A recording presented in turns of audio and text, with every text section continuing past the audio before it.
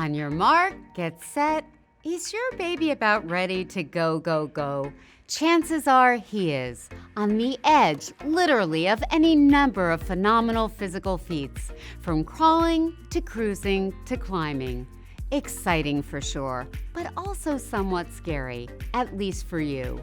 After all, your little one's motor skills are revving fast, far faster than his ability to assess when he's racing into trouble. And that makes your baby on the move an accident waiting to happen. So don't wait. Now, before your baby steps up to the plate, or the toilet, or the kitchen cabinet, or the stairs, it's time to make your home safe for her and from her. Where to begin your baby-proofing project? With you and your baby-minding mindset.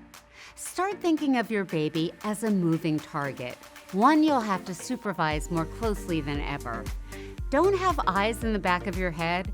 You'll have to keep the ones you have trained on your target every moment baby's not safely cooped up in a crib or play yard. And because accidents will happen no matter how vigilant you are, you'll need to know baby first aid. Next, survey your home from your baby's perspective, from the floor on all fours.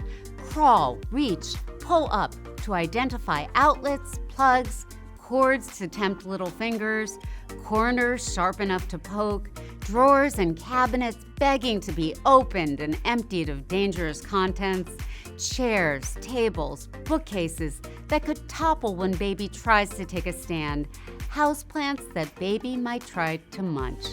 Do you love the view from your home's windows? View them for safety too. Secure with latches, block with window guards, and ensure blind cords can't tangle or dangle. In the kitchen, latch the oven, the dishwasher, and any drawer or cabinet that holds sharp, breakable, or chokeable items, including candy and nuts. Keep medicine stored up and away, out of sight, out of reach. That goes for the pill pack that shakes like a rattle but opens with ease. Go on poison control and lock up anything your baby shouldn't touch or mouth. Dishwasher and washing machine pods are especially irresistible but particularly dangerous.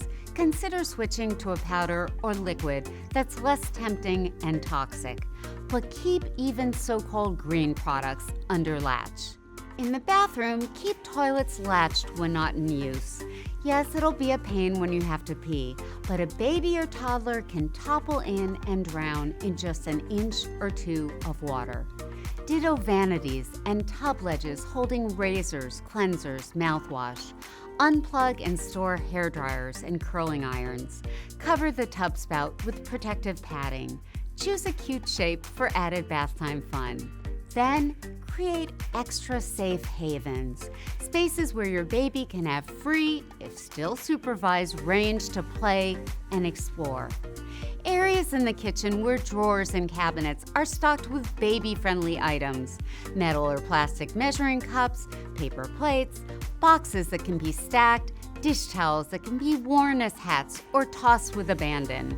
Areas in the family living space where all the furniture is appropriately bracketed and padded, outlets carefully covered, doorknobs protected.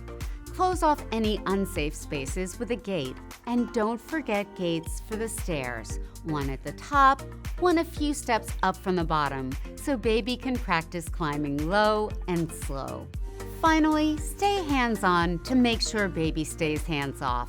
If your little one reaches for something off-limits, say, "No, don't touch," and swiftly intercept and redirect. Red flags will sail right over your little one's head at first, but eventually the safety message will soak in. Here's to baby safe exploring.